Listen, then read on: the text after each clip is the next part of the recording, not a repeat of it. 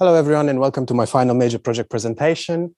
And in my presentation, I have taken a look at different smartwatches and the smartwatches on the market. The first smartwatch has been released in the year 2000 with the IBM WatchPad, and the interest in smartwatches has increased tremendously with the release of the Android Wear OS in 2014 and the Apple Watch in 2015. However, it was predicted that sales would reach 200 million by the year 2019. However, we can see that in the year 2021, we are under 150 million. Now, why is that? Well, it's because a lot of users are actually more interested in activity tracking and health information rather than having a simple remote and extension of what the smartphone can actually do. So my project focuses on the technology that could be implemented in a watch in order to be used on the day-to-day for activity and hiking activities, and then medical device. And the technology could even be implemented to be used in the case of emergency workers or for the space industry. And in order to do that, I have implemented two different devices. Firstly, I'm using the NiklaSense ME because it has a wide array of sensors, such as IMUs, temperature, and humidity. And then the Seed Sense because it has a lot of flash and RAM, which is perfect for my usability of machine learning and neural networks. Now, from there, I have set for myself 4 objectives. The first one, to have a distinct look, as from the surveys, users were interested in having a proper jewelry-like design of smartwatches, having accurate data analysis, machine learning enhancement for weather forecasting, and having voice recognition as well as a voice output from the watch. And so by looking at the flow chart, my watch has been actually divided into 2 sections. The first section, it runs in the background and can actually check all the information of the environment in order to let the user know if it has any adverse effects on them. For example, if the carbon dioxide is too high, the user will be informed of the best course of action. The second part of the flowchart simply represents the system, which can be activated with the tilt of the wrist. And then from there, the user can actually use a voice command and then have a voice output depending on the voice command that they used. And here are some of the functions, both environmental and medical. Some interesting ones would be the division of the barometric pressure in water vapor pressure and dryer pressure, as well as for the medical part, heat stroke warnings, pressure, health effect, adverse health effects, and the discomfort index. And these are all the features that it can do, and they would have to be selected depending on the market for which the watch would be presented. And this information is directly taken from the sensors as well as from the many physical formulas that I'm using in order to derive the information. And in order to make sure that the values from my sensors are accurate, I'm actually using an exponentially weighted moving average as a low-pass filter in order to smooth out the outputs from my sensors and have the system react to noise. And from there, I'm also comparing my values from my board, which is here, with other sensors on the market, as well as a commercial sensor, which can be seen at the end here on the right side, in order to see the mean absolute deviation of all my different values. And I can see that the temperature is 23%, the humidity 26%, the pressure 0.7, which is quite bad. In order to fix that, I'm actually using linear regression, which is a method in statistics in order to derive information between different points. So on the x-axis, I'm plotting the information from the NICLA. And then on the y-axis, I'm actually plotting the information from my commercial sensor. And then I'm finding the relation between all these points and the best fit equation in order to match the incorrect values to the accurate values. And I'm able to reach accuracy within 0.5 degrees Celsius for the temperature and 1 to 2% for the humidity. Now, by leaving all of that aside, another feature that my watch has is the use of machine learning in order to classify the weather as fair, rain, cloudy, overcast, or snow. And in order to do that, I'm actually using a 20-year data set from the year 2000 to the year 2019 from the Heathrow weather station, combined with all the information from my sensors. And from there, once the machine learning has been trained, I can actually label it as one of those 5 classes. And what I'm doing is I'm actually using multiple machine learning models in Fusion that has been specialized on identifying different classes. And then with a decision tree, I'm actually taking the vote that repeats the most as the default label, so the default weather, the way it has been classified. And in case 2 labels repeat twice, then I'm informing the user that it can also be the chance of another label. So for example, the weather has been classified as fair with the chance of rain. Now, moving on from machine learning classification, I can actually talk about machine learning regression, which I can combine with my sensor features and the same data set as I've talked about earlier. I can actually predict the precipitation in millimeters of the rainfall. So in my case, the best model was the decision tree regressor. with the predicted values, which have been tested on 2 different data sets, 2021 to 2022, and then 2020 to 2021. And the predicted values are here in white, and the accurate true values are in black. And we can see that it is quite accurate. In fact, the error is within 10%, with an R-squared error of 10% for the data set from 2020 to 2021, and from the 2021 to 2022 data set, an R-squared error of 7.73%. And the R-squared error simply represents the distance between the accurate value and the predicted ones on the whole data set, which is hundreds of days. Now, I've spoken at the beginning about how my watch is supposed to do voice recognition. And in order to do that, what I'm doing is I'm actually getting multiple samples of the voice command. I'm labeling them, and then I'm saving them in separate files. And then these separate files are then brought into a processing block for the Mel frequency step-zero coefficients, which is able to translate the spectral scale into the Mel scale by applying processes such as a Fourier transform and then a logarithm transform, after which a cosine transform. And I can get a heat map of 780 features of all my different features per voice command, per sample. And in total, I have 17,500 samples for my voice commands, of 1,250 samples per class, with 14 classes, which are represented here, which amount to a total of 6 hours, 30 minutes, and 34 seconds of audio time. And if I plot all of these samples with their 780 features, I actually get this scatter plot here, where I can see all the different voice commands clustered together. And you can see that there are some stray ones, which means that my voice command was said in a very fast way or very slow way or with a different volume, which means that my model will be able to have high accuracy in understanding all of this. And in fact, my model is a convolutional neural network that uses an architecture of 3 one-dimensional layers with 16, 32, and 64 neurons, which is able to learn a lot of intricacies about the different samples that I'm having. And in return, with 67 versions, I've been able to reach 99.6% accuracy on the trained set and 99.9% accuracy on the test set. And here are all the 5,400 samples that have been used for the testing. And they're all identified correctly, with the exception of one voice command for the current time and date.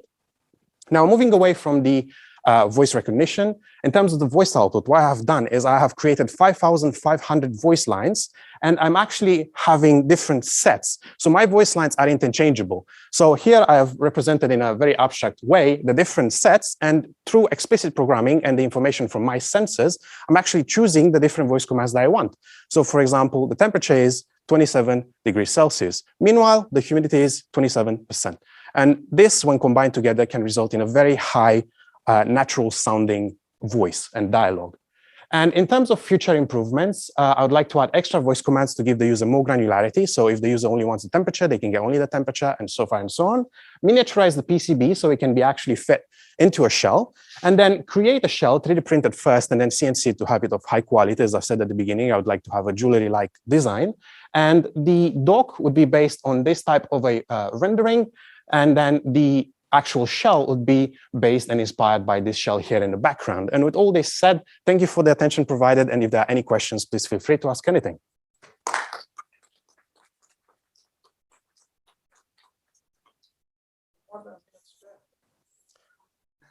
At home, it was 10:02, and now I've went fast. Good. So since you mentioned last the miniaturization, yeah. What do you think will be the biggest challenge for that? So I would like to start by saying that technically my components, which are seen here, these 5, they are quite small. And by default, by removing all the useless components, like the USB port, once it has been programmed with the connectors, it is already small enough to fit into the shell, which is what I wanted to do. But I focus more on the software side, as I wouldn't be able to return to that after, although it could be upgraded after. In terms of making an actual custom PCB, I think the biggest problem would be contacting the different companies, because all these sensors are proprietary, and they use proprietary algorithms from Bosch and Arduino and some Chinese companies as well. So I would have to ask them to pretty much give me the license in order to be able to combine it all on the same PCB, as well as more intricate details about how everything is made. Because although the schematics, the electronic schematics, can be found online for all of these devices, they don't go in depth into everything that has been implemented. Unless another thing that could be done is simply removing every single component from this PCBs and from these modules, and then putting them on my own Would the energy be an issue because you have a lot of sensors there, right? Energy was very important for me. So the way that it works is, so as I said at the beginning, let me see if I can go, oh, I'm going forward. At the beginning, when I presented the flowchart,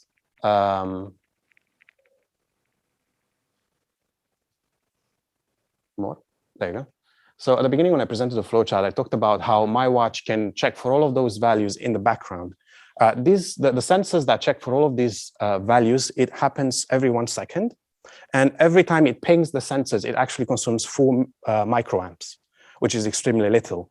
And then from there, what I do is when the battery reaches less than 10%, I'm changing the update rate from once every second to once every 5 minutes, as well as disabling the ability of the user to use the voice command so that this environmental halt security, I would say, lasts as long as possible.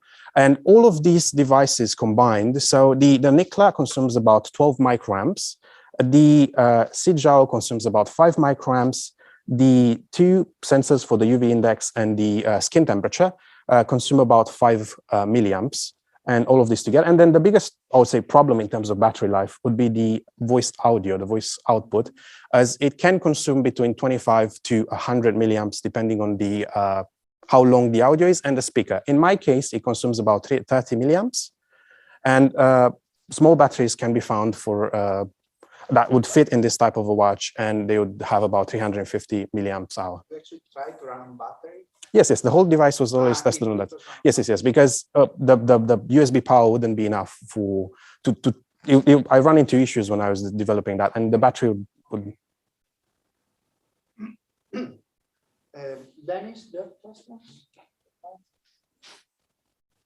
Yeah, can you talk to us a little bit more about how you develop the audio samples?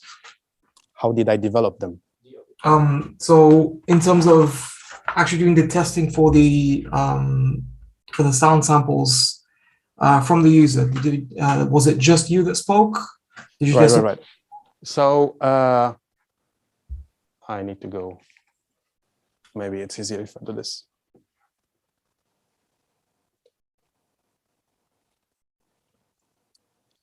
Okay, so as I talked about earlier about the male frequency subset coefficients, they represent actually the pitch and the tone of my voice, which means that I would have a hard difficulty in order to understand other speakers.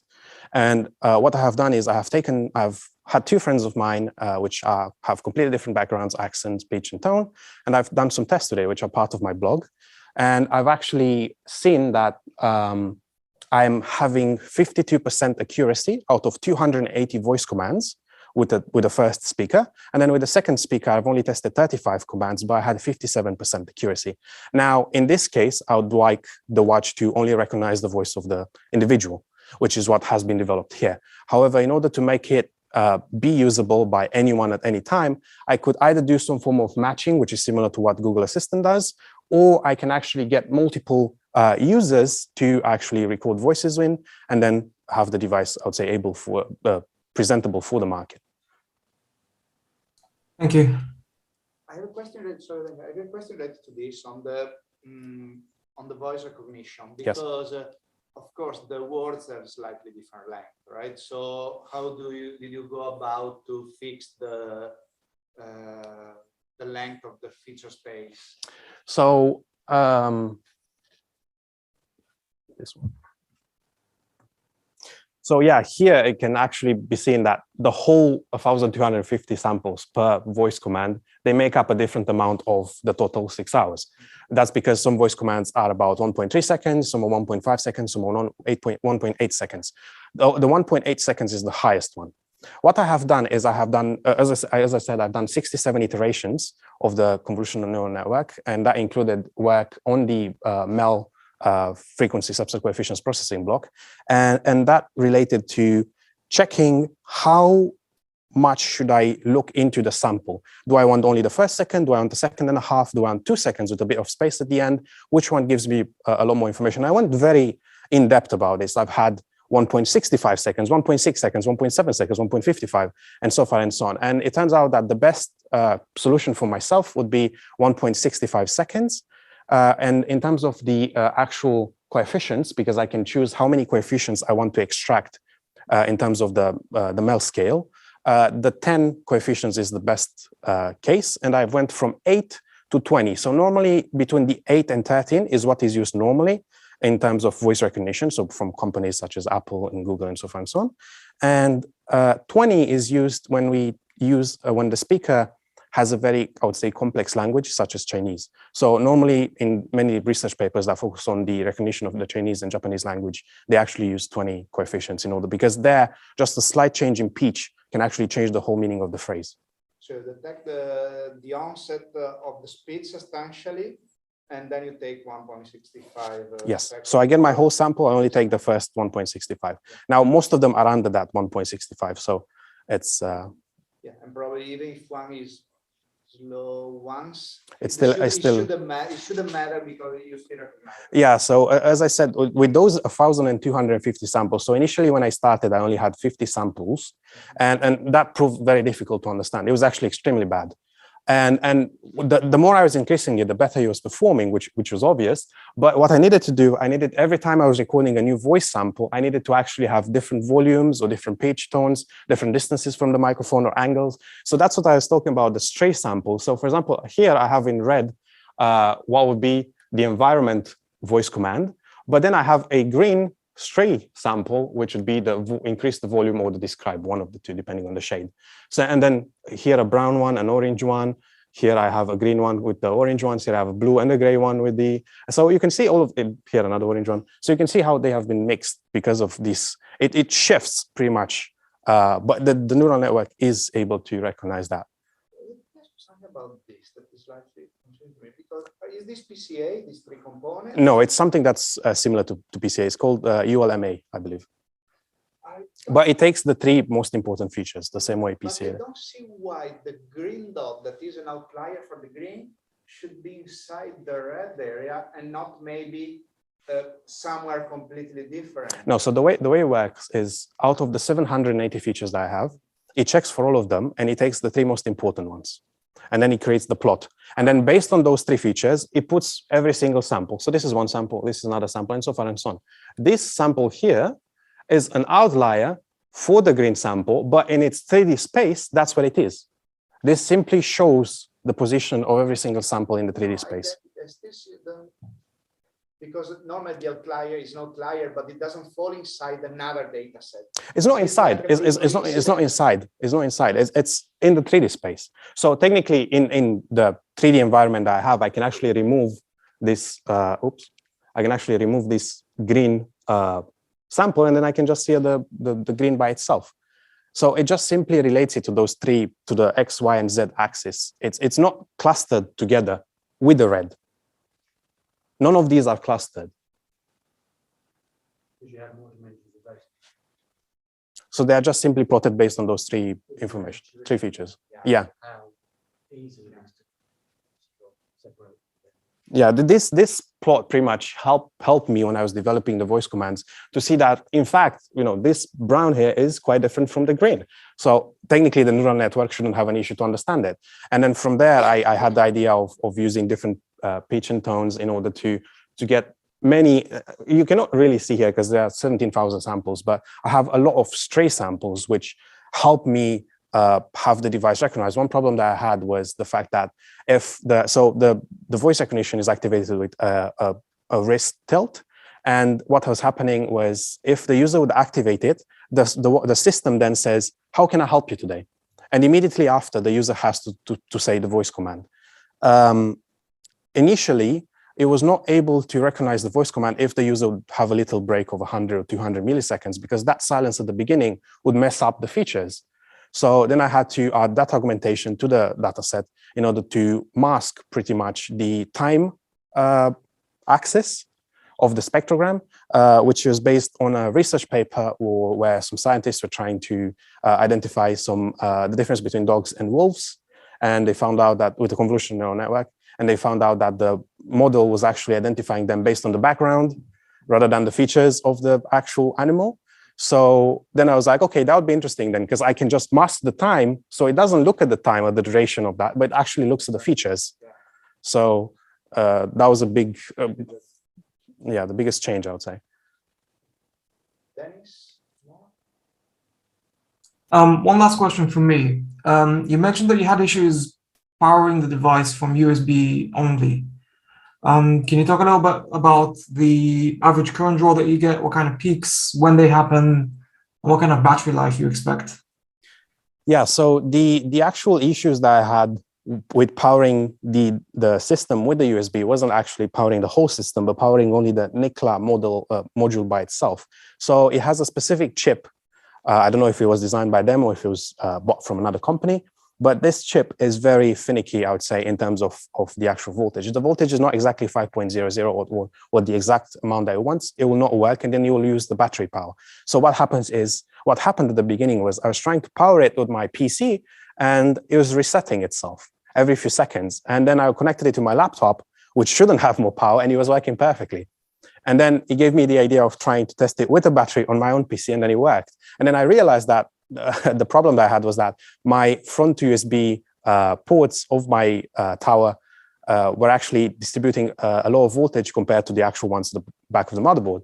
So then I fixed that. And in terms of the battery life, as I said initially, in terms of just checking the environment, it can last for months, as it consumes it consumes about 40 microamps total. And in my report, I have a section about electronics and the power consumption for everything. I have a voltage divider, which uses a MOSFET to only be activated when the information is required, and so far and so on. So in terms of just checking the environment, it can last for months. In terms of the continuous usage, it highly depends on how many uses. I wouldn't consider that a user would use it more than 5 times in a day, for example, depending on the situation. So I would say that it can easily, with 5 uses a day, can say that it can easily last for a week, which is really way more than current smartwatches, which only last for 1 or 2 days. And the less it's being used, the more it works. But it depends on the voice output and the speaker, the volume of the voice output. Sorry, there is an aspect that you didn't mention and I forgot about. What about screen? Yeah. So in my watch, there was the one of the main points of the watch was to be used by the elderly and the people that are blind. So in that case, I'm not using a screen. I'm not planning on using a screen, as I would be a waste of energy. And again, the whole purpose of the device was this interactivity through voice, hands-free approach. And that means you can be cycling and then ask, how is it going to be today in terms of the weather classification? And you'll be able to reply to you without you having to touch any screen or anything like that. Okay, but is it showing something or is it showing nothing? So I have, so. Can you show again exactly? So, not this one. So in terms of the design, technically, so this is nothing. This is just a black thing and it would be a logo on it. But here around, it would actually have LEDs that would either be red or green. And this can be seen in my demonstration video on the blog post. So when you first activate the system, it will become red and it will say, how can I help you today? Then as soon as the how can I help you today stops, it will become green, informing you that you can actually start speaking. And pretty much I'm combining a visual cue and an audio cue in order to inform the user that they need to speak, but which is shown here. As I said, the purpose of the project was to have it fully hands-free and focus only on this voice interaction. Okay, but not even an LCD to... Nothing. In order to tell the time, you simply say, tell me the current time and date, and then you get the time and date. Verbally again. I actually have performed a questionnaire with 13 participants, which is part of my blog and report. I haven't included it here as it would have been too long, in which I've asked users on how satisfied they are with the voice commands that have been included, what would remove, what would add, would they prefer a display compared to a voice recognition. In most of the cases, it was more interest for the hands-free approach. Now, you would need to be a higher sample than 13 people in order to get an actual. Of course, we could discuss about that, but as you were presenting, I looked at the time, I couldn't do that if I had to talk. Again, there are watches. So again, the idea would be a blind person wouldn't be able to use that. and they will be able to use this. So there are devices for different people and different situations. How robust is it for working in a noisy environment? It is able to recognize noise up to about 80 to 90 decibels, recognize the voice command with noise up to 80 to 90 decibels, which is way higher than background chatter or just music or anything like that. And I've tested it a lot. Part of the data augmentation of the sample and part of the 67 iterations that I've done for my voice recognition is that no one would use this device if it wouldn't be able to accurately understand the voice command. If you ask for the time and date, and then it tells you that you've had 5,000 steps, it'll be like, okay, this thing is broken, I'm not going to use it again. So a lot of time and development have been spent on this. And overall, in the machine learning aspect, in order to have something that normally you wouldn't find in a regular watch, as it wouldn't be able to accurately classify weather or rainfall. I had a question about the rainfall, actually. Yeah. When you said that it sounds like some very high level of accuracy of rainfall, but it wasn't clear what the prediction actually consists of. Rainfall in millimeters. But over what time scale? Is that like? Oh no, so it uses. Yeah, so it's in the following 2 to 3 hours, I would say.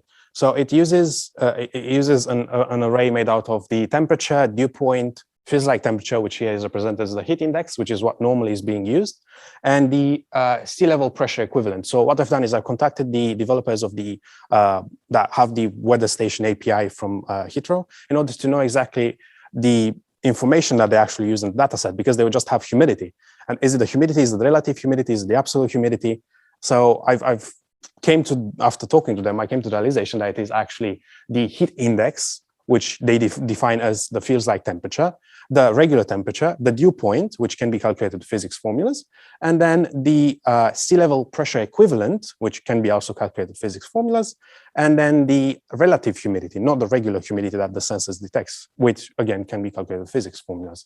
And all of these are then passed to the decision tree regressor. So it uses the current conditions of your environment in order to identify how it would be in the following hours. So the use case scenario.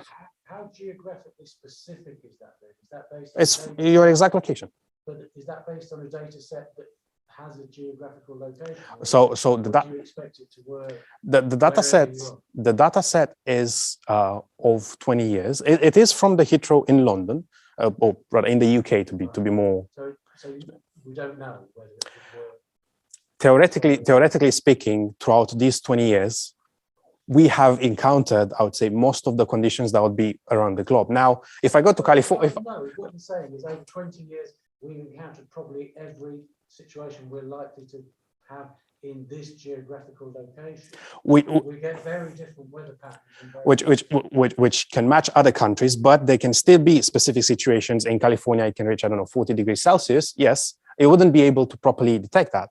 So again, in terms of that type of increasing the precision even more, I would have to get from all these different weather stations all across the globe and having a huge data sets of millions of samples. So in my case, the data set had... Yeah, so in my case, I have actually an appendix slide, which is good for this. In my case, I had 7,300 samples, which you can see here distributed between fair, rain, cloudy, overcast, and snow. And this follows the regular distribution in the UK. You know, it is more common for rain than for snow or anything else. However, normally machine learning models, they expect classes that are balanced, and this is quite imbalanced. So what I've done is I've used oversampling techniques in order to increase so these are the 7,300 samples that I originally had. And I've tested two different oversampling methods, which are Smoot and Addison. And they use k-nearest neighbors in order to create synthetic samples. And the 7,300, once brought to the same level for all classes, actually reaches about 33,000 samples. So then when I go back to my machine learning fusion flowchart that I showed here at the beginning,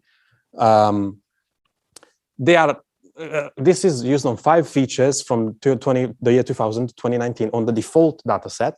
These 2 are on 5 features from 2000 to 2019 with the oversample data set with other sin. And then, so this is 7,300 samples. This is 33,000 samples. And then this one is trained on a completely different data set from 2020 to 2021 that, however, uses the UV index as well. And they are all specialized in different cases. So for example, the SVM here is able to recognize fair and rain with up to 90% accuracy. However, it has about 30% accuracy for clouds, snow, and overcast. Meanwhile, the X-ray boost classifier has 75% for fair, 85% for rain, 100% for snow, and then about 30 to 40 for overcast and cloudy. And then these 2 here in the middle with the oversampled samples, it actually able to have about 60% for all of them. So it is a fairly balanced recognition. And then with the voting system, I'm able to see which one actually is the one that repeats the most and is the most accurate. And all of this happens on the on this thing right here. So a bit beyond the time for question already. Thank you. Well, yes, thank you.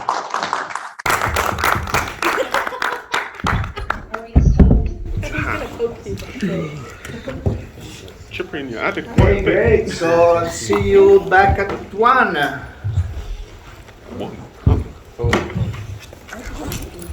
Ciprian, can we see the appendix?